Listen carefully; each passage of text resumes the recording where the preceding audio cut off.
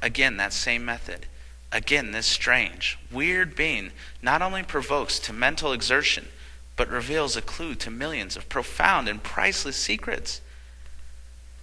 He is then the great Rammas, the imperial lord of imperial order, and the great mystic brotherhood at whose power kings to potentates have trembled and most objectedly.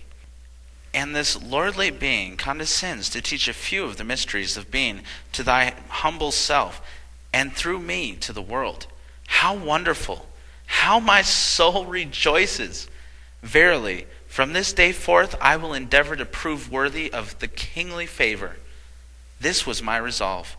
How it was afterwards forgotten has already been stated. Men ever neglect and forget their best friends. But even this forgetfulness, so I have been told, was foreseen.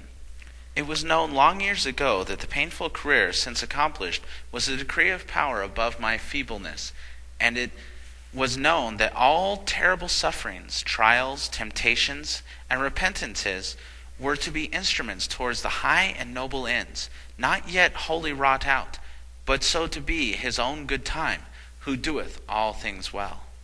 And now, on this 10th day of February, 1861, as I look back over the ruins of the dead months, I resolve in my soul to try, and, as nearly as it may be, to approach the standards of goodness and use, for these are the ends sought to be attained by the order.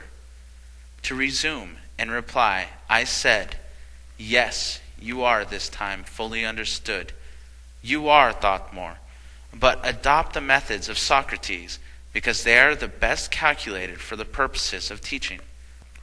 And these methods are wisdoms, and were applied practically by the great teacher, said he, interrupting the sentence and completing it for me, but not quite as I had intended.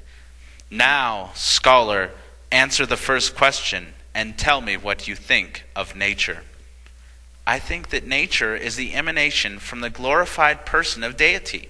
Tell me, truly, is God a person?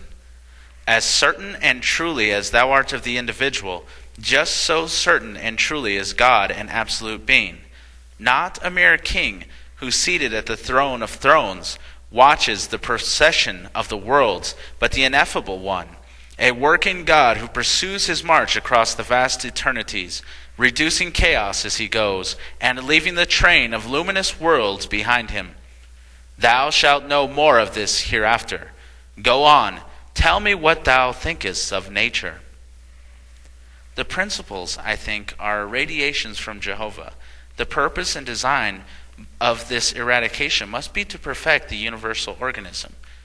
By a commingling of forces and elements, by mutual and diverse action and counteraction, the end sought is doubtless attained, and it is through the same agencies that he reduces to order, law, symmetry, and I could go no further, for the reason that my conception and descriptive power had run against the wall.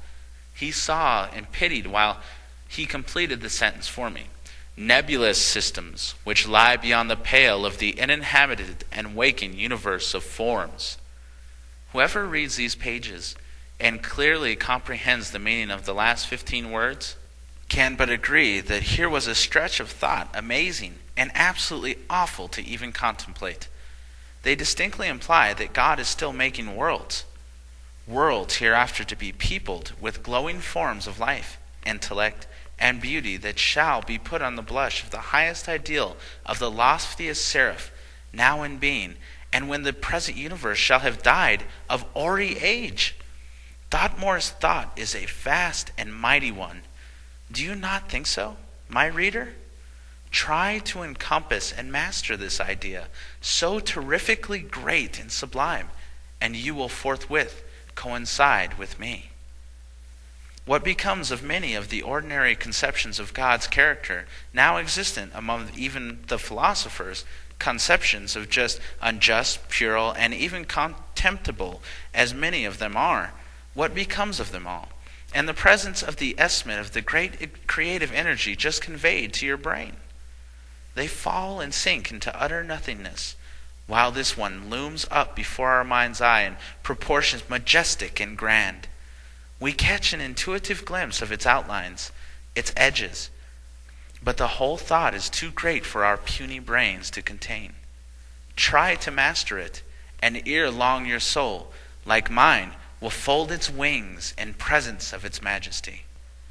The principles and first elements, after performing one round of duty, return to the fountainhead, become newly charged with portions of his essence, refilled with deific energy, and then go forth again to complete and finish what, under a less perfect form, they have before commenced. For all principles and elements are bottom one, which acts under 1,000 different forms. All science is based on music or harmony. Harmony is but geometry and algebra. These are the mathematics. This is but one branch of celestial mechanics, which in turn is only number, but number in action, said the august presence at my side, as he completed the magnificent lesson, a lesson so full, so pregnant with meaning, that my reader will not soon exhaust its treasures, even though he was most persistently may try. Still benignly gazing on me, Thoughtmore again said, "What thinkest thou of nature?" Great God! An identical question a fifth time! How was it possible to answer? I felt that clearly as my intellect now was, it would be nearly impossible to proceed one step further in definition, and was about to abandon the attempt when a voice, sweeter and dulcet melody of love, softer than the sounds to which dreaming infants listen, more persuasive than the lip of beauty, whispered, "Try."